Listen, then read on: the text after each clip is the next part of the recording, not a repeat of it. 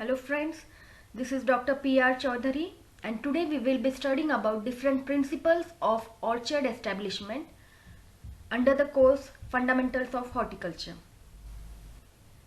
There are various things we need to keep in mind while planning a fruit orchard. The arrangement of plants in the orchard is known as layout. So while selecting the layout and while selecting the orchard site, you need to consider if the site is near the market so that the produce can be sold off easily. You have to make sure there is proper facility of irrigation, there is a water source nearby. Labor availability is an important factor. Cheap labor should be available throughout the year. The climate and weather of the location should be suitable for the crops to be grown. Also, the owner's house usually is situated on the farm, so there should be various facilities and amenities available for the owner, such as school, marketplace, hospitals, etc. So once you select the site, there are certain preliminary operations you need to do, such as clearing the land of any plants or weeds. Then you have to plow the land deeply, and next you have to level the land to a uniform level and add farmyard manure to improve the fertility of the soil. While planning the orchard, you need to keep in mind the roads which will require to access the farm and the various buildings such as your owner's house or a storehouse.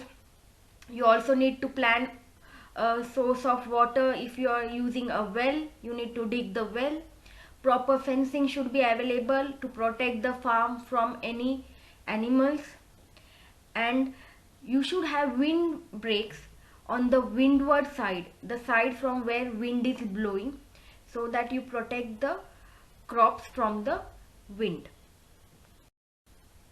Let us see in detail what are the points to be considered while planning an fruit orchard. Optimum spacing should be there to accommodate maximum number of plants per unit area. You want to have maximum number of plants so that your yield can be increased and the land can be used efficiently. Building should be at the center or at high level for proper supervision. So if the building is in the center, you can supervise the entire farm from that central point.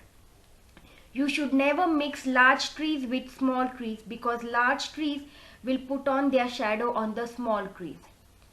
Planting should be done as per the soil requirements. So soil testing should be done before planting any orchard trees. The trees which require irrigation should be planted near the water source. Evergreen trees should be planted in the front while deciduous trees should be planted behind. Deciduous trees are the trees which shed their leaves.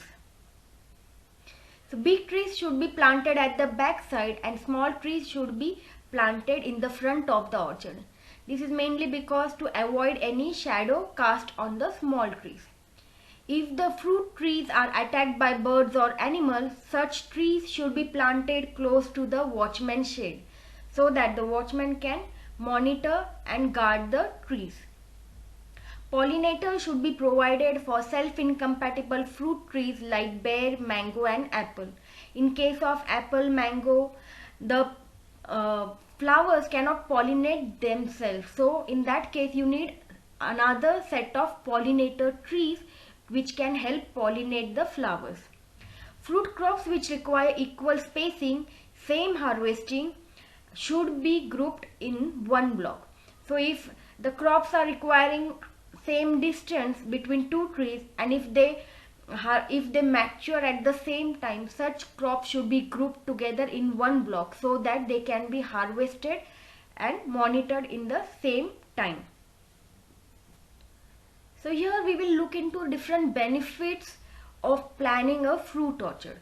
First of all, planning fruit orchard help us to accommodate maximum number of plants per unit area.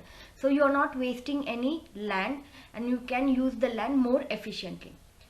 It also allows sufficient space for development of each tree. Since you have planned and planted the trees at proper distance, the trees will get sufficient space for their development and growth. Also, planning helps to enable equal distribution of area under each tree. So each tree canopy will get equal area and it will not overshadow other trees. The intercultural operations such as ploughing, spraying, etc. are easily carried out. When you lay out an orchard properly, you can do the intercultural operation with much ease because the distance between the tree is maintained. And it makes supervision more easy and effective. Since the trees are planted in proper lines, you can supervise the entire orchard more easily and effectively.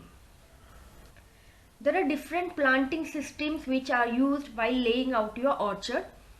There are total 6 systems: square system, rectangular system, quincunx or diagonal system, hexagonal system, triangular system and contour system. We will be studying these systems in detail in our next videos. Thank you.